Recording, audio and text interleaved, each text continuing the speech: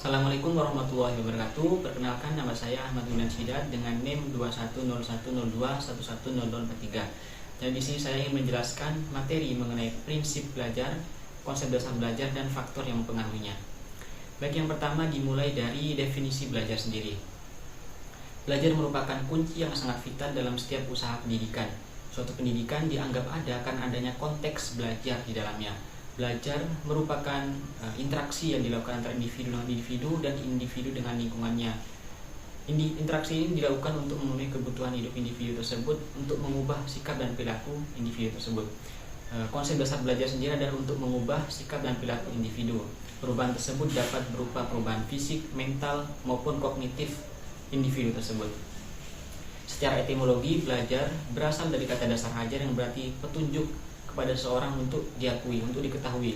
Sedangkan secara terminologi, belajar merupakan usaha yang dilakukan suatu individu untuk memperoleh dan mendapatkan sebanyak-banyaknya informasi, pengetahuan, dan juga keterampilan yang dilaksanakan melalui beberapa interaksi antara individu dengan individu dan individu dengan lingkungannya.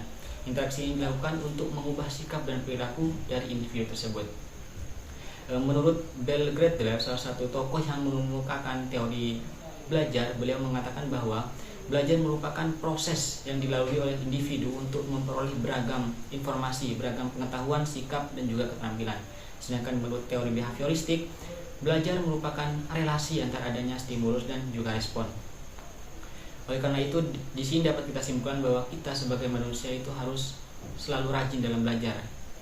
Dengan belajar kita bisa melihat dunia lebih luas. Dengan belajar kita bisa mengetahui mana yang baik buat kita dan mana yang buruk buat kita.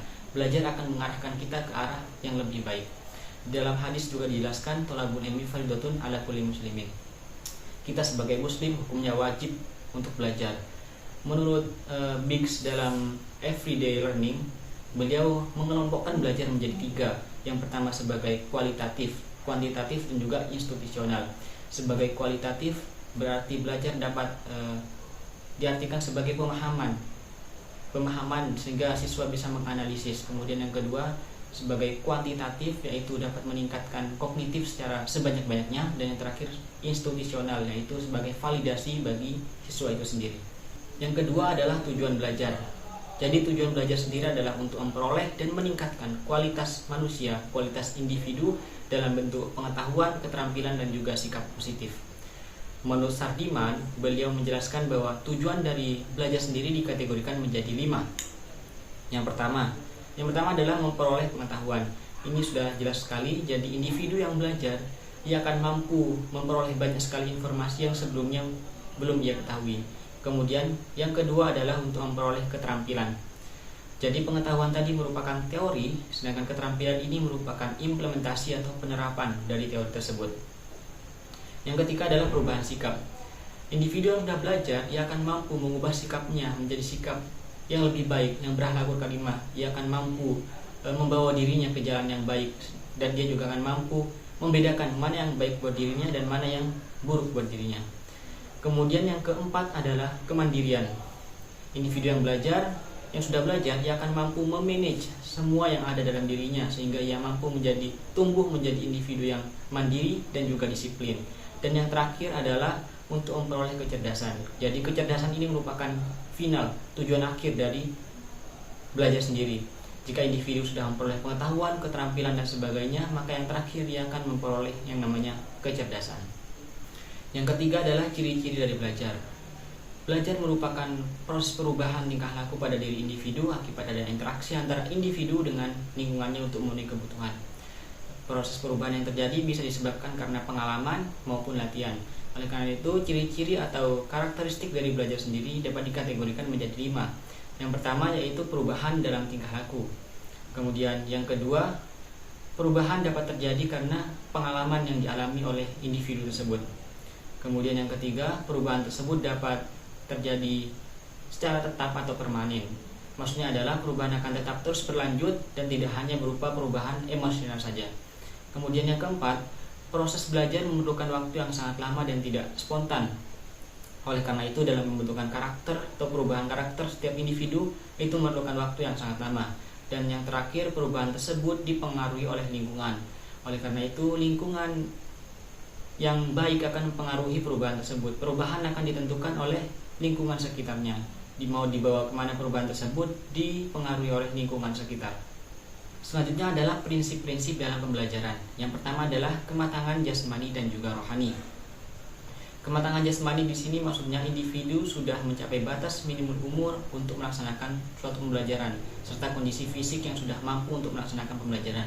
Kemudian kematangan rohani maksudnya adalah kondisi psikologis individu yang sudah mampu untuk melaksanakan sebuah pembelajaran. Kemudian yang kedua adalah memiliki kesiapan. Dalam melaksanakan proses pembelajaran banyak sekali yang harus kita persiapkan. Yang pertama kondisi fisik, mental, pikiran, biaya, tenaga, kemudian sebagainya. Itu benar-benar harus kita perhatikan. Serta peralatan yang harus digunakan untuk melaksanakan pembelajaran itu juga harus diperhatikan. Kalau kita sudah siap semuanya, baru kita bisa melaksanakan proses pembelajaran. Kemudian yang ketiga adalah memiliki tujuan. Tujuan ini merupakan sesuatu yang sangat penting dalam suatu proses pembelajaran. Mau dibawa kemana pembelajaran tersebut ditentukan dari tujuan pembelajaran. Orang yang belajar tanpa memiliki tujuan itu ibaratkan seseorang yang terombang-ambing di naik kapal di lautan. Orang tersebut tidak tahu mau dibawa kemana kapal tersebut, sehingga kapal tersebut akan terus terbawa arus terombang-ambing di tengah lautan. Kemudian yang keempat adalah memiliki kesungguhan. Jadi orang yang belajar harus benar-benar sungguh-sungguh dalam melaksanakan pembelajaran tersebut, supaya nanti biaya, tenaga, pikiran, uang, waktu yang dikeluarkan itu tidak sia-sia. Kemudian yang terakhir adalah latihan dan juga ulangan. Jadi ketika individu sudah belajar, menerima pembelajaran, menerima materi pembelajaran, individu tersebut harus benar-benar mengulang kembali materi yang sudah dipelajari. Tujuannya apa? Agar pembelajaran tersebut bisa tetap melekat dalam ingatan dan tidak mudah hilang, sehingga pembelajaran tersebut bisa bermanfaat bagi diri individu tersebut maupun nanti bisa diterapkan ke masyarakat umum. Selanjutnya adalah sumber-sumber belajar.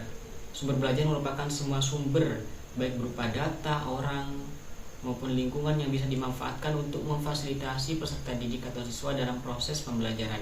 Jadi sumber belajar bisa dimanfaatkan oleh siswa maupun guru untuk memudahkan mereka dalam mencapai tujuan pembelajaran.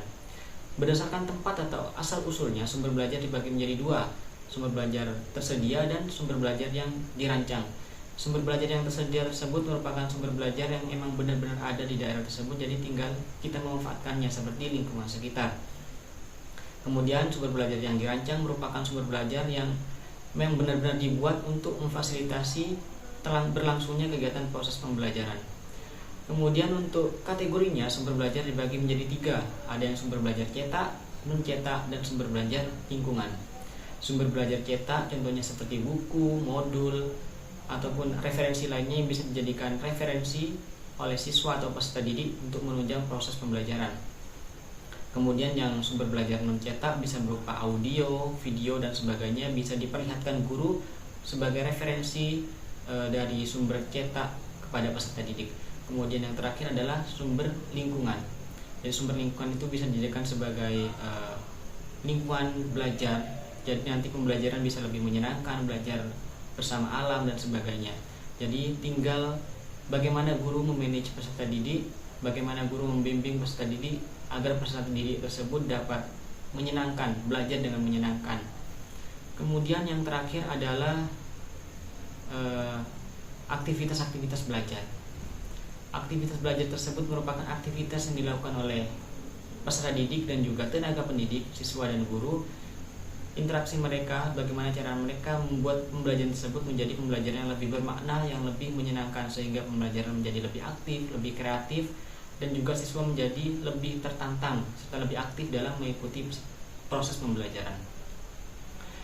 Jadi aktivitas pembelajaran tersebut bisa berupa model pembelajaran atau media pembelajaran yang bisa digunakan untuk menunjang tercapainya proses pembelajaran. Model pembelajaran tersebut bisa berupa inquiry, program based learning, project based learning, kemudian cooperative learning dan sebagainya. Sedangkan media pembelajaran tersebut, media pembelajaran bisa menyesuaikan dengan model pembelajaran yang bisa digunakan dalam proses pembelajaran tersebut. Oke, terima kasih. Mungkin cukup sekian dari saya. Kurang lebihnya saya mohon maaf. Wassalamualaikum warahmatullahi wabarakatuh.